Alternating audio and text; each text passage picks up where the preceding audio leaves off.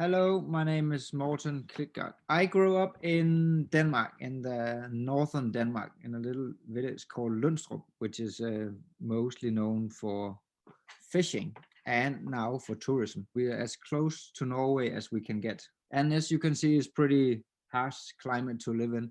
It's a lot of western winds blowing. And because we have one of sand dunes up there, there's a lot of like sand in the air. So it's like everything is a little bit sandblasted. So, and you can also see on the trees, they only have branches on one side because they can't grow to the west, they need to grow east. It's a beautiful barren landscape, and I learned to appreciate really like small details in it, which have a big influence on what I'm doing today. When I was 10, my best friend's parents, they decided to open a glass studio. We were so lucky that we could, we could go there every day and we could look at them work. After a couple of weeks, everything was like running. We also got the offer to try it out. So we put these rods into the furnace to like try to get some glass out of it. But as you can imagine, we didn't know anything about it. So we didn't even know how you should turn the pipe around. So we just put it in and took it out again, and all out came this like running, glowing hot honey that we dropped on the floor and it started burning. And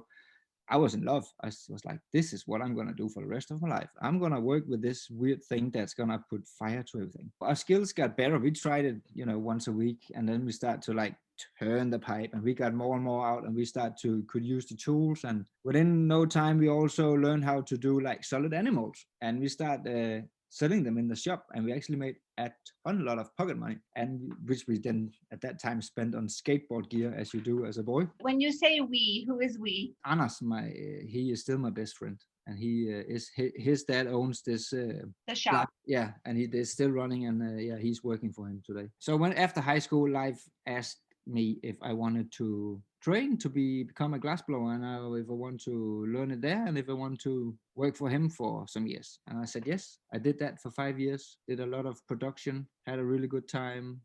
Burned my fingers, and stuff you need to do. And in that period of time, Tobias came up once in a while to rent a studio because he didn't have a studio at that time. Mm-hmm. So he came, rented a studio, made some artwork, and left again. So I kind of knew him, and we always had a really nice relationship. So it was kind of like in my cards that I had to ask him and Trine if I could come and work for them after the 5 years at Life's Place, and I did. And they said, yes, please come down to Ebeltoft and work for us. And I went there and I worked for them for 3 years. They introduced me to art glass and this other level of making glass, because at Life's Place we were doing production and selling it out the door to tourists and so and whatnot, and local people. But they, Tobias and Trina, they just did it on another level. I mean, I really loved seeing that you could be so good at one thing and then you could actually be known for it. I decided to learn more. Kind of had a lot of glassblowing skills, but I just didn't have theory. I wanted to like learn, a bit about art history and design, and I decided to apply to the Danish Design School. They have a BA program on a tiny island called Bornholm, which is under Sweden. And they accepted my offer. I got in, and I really loved that environment. I really loved that you could spend so much time in the studio and you didn't have to make an output. You can just play around with glass. You can, you had all the people you wanted to assist you. And yeah, it was a really good time. And you got guest teachers from all over the world coming in, teaching you whatever they were good at. And you had this like 24/7 access, which I really loved. You just got a key and that was it. You could just come and go as much as you wanted. In the photo there, are those all your schoolmates? That's my class. I'm taking the pictures. All women? They're all women. There's one guy called Max and then me. Are those pieces that you made at school? Yeah, sorry. That's my BA project. I was still influenced a lot by technique at this point. I was like really obsessed with technique. That seems understandable given who your teachers and early mentors were. Exactly. So I without knowing it, you kind of I got influenced. Yeah. And then I decided to make my own studio, but for that I needed money. Started making some like a little production line that was selling to interior shops in Scandinavia. And on the side of that, I was, I made some money, but I didn't make enough to like build my own studio. So I decided to do something else as well. I thought that I was gonna work offshore for a while, so I trained to be a scaffolder and a rigger, and I got a job for Maersk, the North Sea, to work for them 2 weeks work and 3 weeks off. So I did that for 3 years. But in 2015, a summer night, I was giving a really simple task. We were going to move a scaffolding from one side to the other, but that didn't work out well. I had a really serious bad accident. It was one of these near death. They thought and I thought that my back was broken, and so I got picked up by a helicopter and flew to the hospital and spent a lot of time recovering from that. I broke a lot of ribs, and my back was sore. I destroyed a lot of tissue in it, and I didn't break anything, but it got smashed so hard that I needed to relax for like half a year. In this process of like having this near death experience, I kind of like I also starting to reconsider what was really important in my life. What is it that makes you happy? Because when you're so close to losing it, you kind of appreciate other things. And then I just start thinking about, okay, what do I want to do with my life? While you were recovering, was that paid by the insurance or by the Danish government, or? The recovering were paid by the Danish government because you were sick here in Denmark, you get paid by the government. So I decided that I only want to do glass that was fun, or to like, I wanted to pave my own way with it. I needed to like figure out what's important for me to do with glass. So I saw that Jack Wax having a master class at the Glass Museum in Ebeltoft, and I actually met him at the design school as well, because he taught me for like some weeks there. So I applied and I got in, and the first thing when we saw each other, he kind of pulled this note out of his back pocket, and it was like a piece of paper folded 4 times with like 50 words from Richard Serra on from what you could do with metal. And he said, pick 3 of these, Morten. That's what you're going to do for a week. And then I was like, what? Like, how can you even say that? Put me out of my comfort zone. But I had to pick 3 words. And I picked surface, and I picked aging, and there was something else. But that didn't really stick. But the 2 first ones there, they kind of stick. So I played around with aging and surface on this glass for a week. And it was so fun. I mean, it didn't look like anything, but it was just fun to like do something that could look either that or the other, or combine them. So you were just trying. We didn't have color. It was just clear glass. We were just running around talking about how could you do that. And it was really fun. And I really enjoyed that. And I was like, okay, this made me happy. I'm glad now.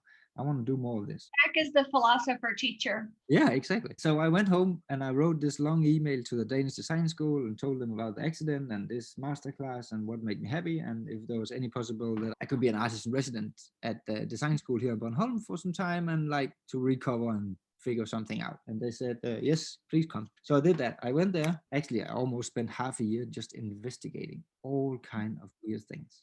How to get color to do this, and how to get an aged surface. This is the result of like half a years of like different color testing, alchemy, and figuring things out. So in that group that we are seeing here of the pieces on the left, can you give me like an approximate height? The highest ones are around 20 centimeters.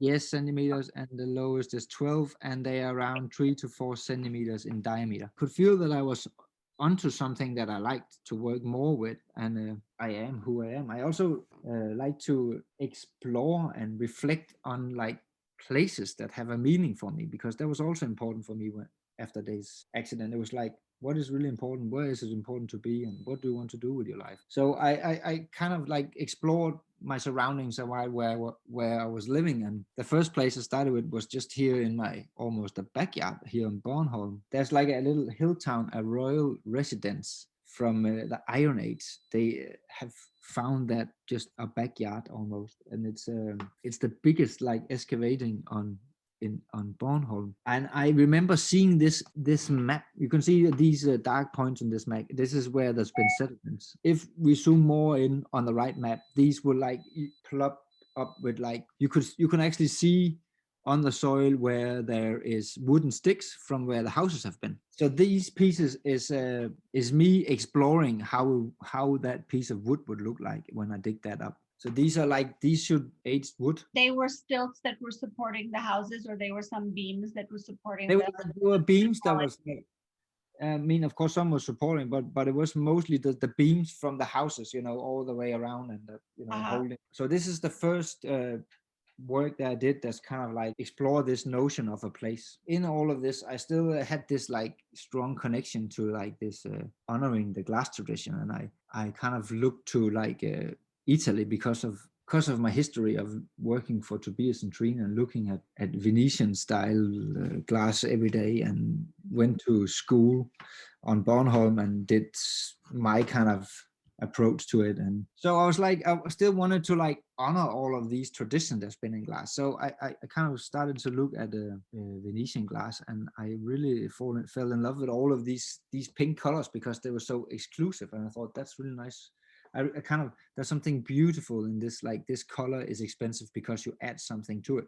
But if you don't know it, it's nothing. So if you don't know that this color is really expensive, you wouldn't think it's more than just a pink. Then I start playing around with all of these things that you don't know the color is expensive, but you also think my work is ceramics, but it is glass. There are all these kinds of back and forths, right? Yes, exactly. And between like the insider and the outsider knowledge, and also like about inherent value. In that period of working with the surface, I also came to this conclusion of like, I want to work with glass in a different way. I want to make my own path. I don't want to work with this internal space that everybody is doing. And I want to look at it in another way. I want to look at it as it was like ceramics. I want to work on the surface. I want to add the colors on the surface. I want to put a glaze on it. I want to, I want to do something different. That also still like tracks back to the Jack class, right? Because you said surface was one of the words you picked. Yeah. I mean, this word is still hanging on, and I'm never gonna let go of it. And it's also about this, like the meeting of these pieces are they are 30 centimeters, and they are like 45 high. So it's also, for me, it was also about this presence of now they are starting to have a volume. You kind of having a different way of looking at them because they're so big.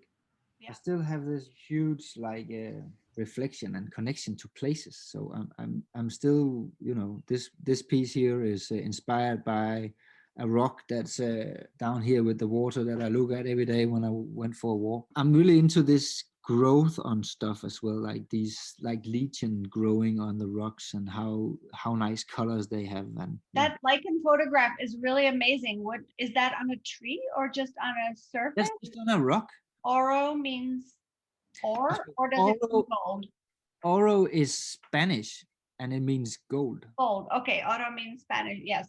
And I titled them because of that, the pink and the gold, and the connection between that. You didn't know that there was gold in the pink, but the word kind of told you something. And in the pieces that are the light, like this piece. I didn't rename them because they have the same shape, so I just called them the same. So I did now just call the yellow oro. So in 2020, I got asked by a gallery in London called Sarah Myerscough Gallery to make some pieces for them for an exhibition they were going to call Crafted Collectibles, which was about collecting art and craft.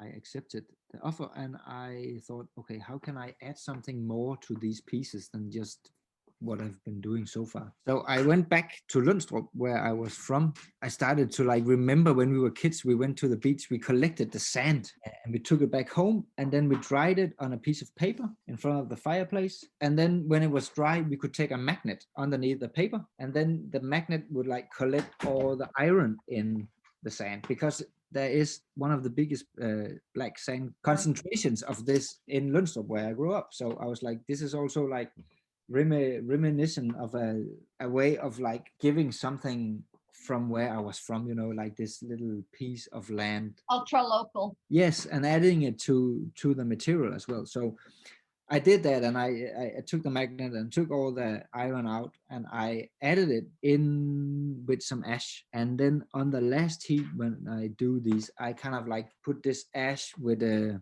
iron on, not all over it, but just like in spots. And then you can see on that picture on the lower right, it's the red there is the metal that's starting to rust a bit. That is already applied to the surface, right? Yeah, this applied to the surface, and it's just because now it's on the surface of the glass. If you put them outside, it will cause rust more, and if you have it inside, it will just go slow and Interesting. maybe not show that much. It will just be some red dots, but So they will change over time, they can change. Yeah, it depends on where they are. If environment. Uh-huh. yeah, I mean, if they're in a summer house here in Denmark, they would probably be a bit more rusty because the air there is a little bit more humid. So Mhm. it's if you Interesting. do you say reminiscent? Yeah, like Yeah, of this like and it's also like of this dramatic landscape that I grew up in. It's like that's also why they're black. it's like the memory of your home, right? So and I'm still working with this adding, and the last piece here is now from Bornholm where I added rocks to my work to do the same to like honoring this dramatic landscape that I'm living in right now. From a technical standpoint, the rocks that you add, how compatible are they with the glass? Are they like part of the sand, so they sort of semi-melt in there? Yeah, they are a part of the sand. I mean, they just melt on the surface. They get this. You can see they have this really small, shiny dots. Of course, you cannot add a big piece of rock to it, and then it's gonna. No, If you do it in small doses, it's it's almost like a scavo, right? yeah, yeah. But with rocks. And so the color here, that sort of light green, kind of whitish green. These are inspired by all the lichens that's around here as well. Yeah, Because it is so. So we call it lichen. yeah, sorry, that's exactly That's the word. okay. Bornholm is the only place in Denmark where we actually have bedrocks. So Oh, it's like the whole island is one big rock. And because of that, landscape here is really dramatic. And because of all those rocks, you also have a lot of lichen. yeah, Yeah. Yeah. lichen. Yes. And they takes forever to grow. Apparently they Wow. take hundreds of years to grow anything. So some of those yellow ones you see here can be more like many years. Like more, I don't know how many 100 years old, but Wow. they are old. And so the lichen survives under snow. Yes, they like everything. Waves, snow, yeah, they don't move. And they stick really. I mean, if you go there and you touch them, they don't fall off. They're like sticking. It's an amazingly persistent organism, obviously. Yeah,